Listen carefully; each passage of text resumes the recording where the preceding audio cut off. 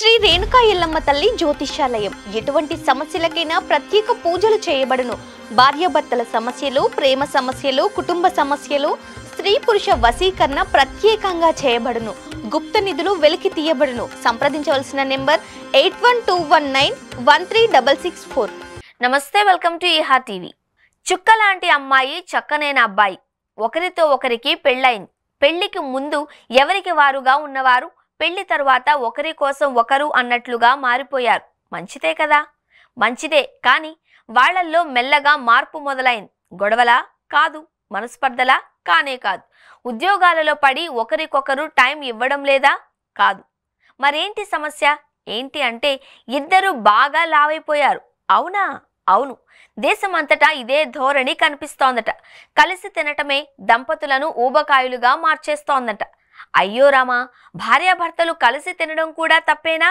తప్పు కాదు. కానీ ఇద్దరు ఒకరి కోసం ఒకరు తమ ఆహారపు అలవాట్లు మార్చుకునే క్రమంలో సయోధ్యతో ఒకే రకమైన ఆహారం తీసుకోవడం వల్ల ఇద్దరూ కూడా క్రమేణా బరువు పెరిగే అవకాశం ఉంది అని భారత వైద్య పరిశోధనా మండలి అంటోంది.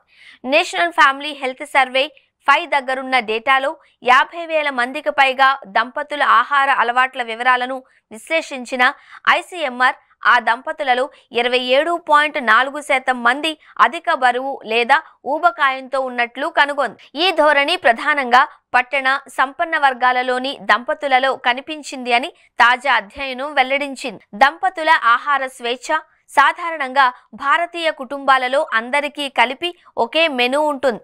అన్నం, నూనెతో ఉండే కూరలు, వేపుళ్ళు ఉంటాయి. అయితే పెళ్లైన వారికి కొత్తగా ఆహార స్వేచ్ఛ వస్తుంది. దంపతులలో ఎవరికి ఇష్టాలు వారికున్నా ఒకరికి ఇష్టమైన దానికి మరొకరు ఇష్టపడడంతో ఇద్దరూ కలిపి ఒకే విధమైన ఆహారాన్ని తీసుకుంటారు. ఈ కారణంగా దంపతులు లావయ్యే అవకాశం ఉంది అని ఐసీఎంఆర్ అధ్యయనం విశ్లేషించింది.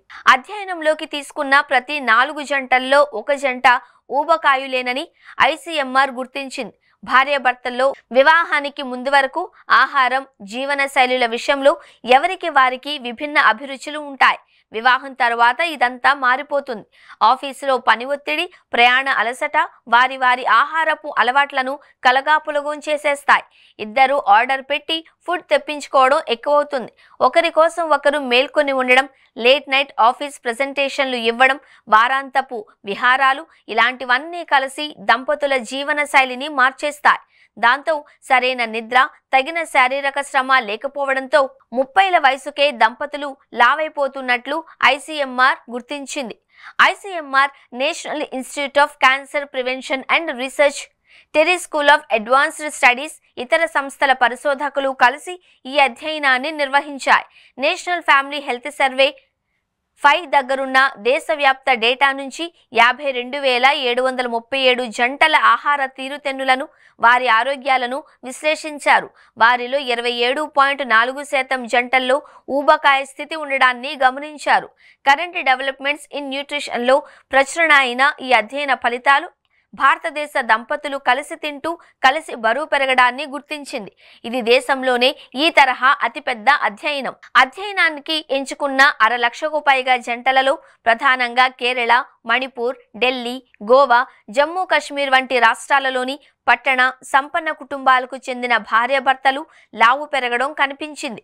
కేరళ దంపతులలో అత్యధికంగా 51.3% వరకు ఊబకాయులు ఉండగా ఆ శాతం జమ్మూ కాశ్మీర్లో 48.5%, మణిపూర్లో 47.9%, ఢిల్లీలో 47.1%, గోవాలో 45%, తమిళనాడులో 42.7%, పంజాబ్లో 42.5%గా ఉంది. అత్యంత ధనికులైన వారిలో దాదాపు సగం జంటల్లో అధిక బరువు లేదా ఊబకాయం కనిపించింది. పేదలలో అది కేవలం 10.2% మాత్రమే కావడం గమనార్హం. భార్యాభర్తలు సాధారణంగా జన్యుపరంగా సంబంధం కలిగి ఉండరు. అయినప్పటికీ ఒకే విధమైన ఆరోగ్య పరిస్థితులలోకి, అది ఊబకాయం, రక్తపోటు, ఇతరత్ర ఏదైనా కావచ్చు, ఇద్దరు ఒకేలా ఎలా మారిపోతారు?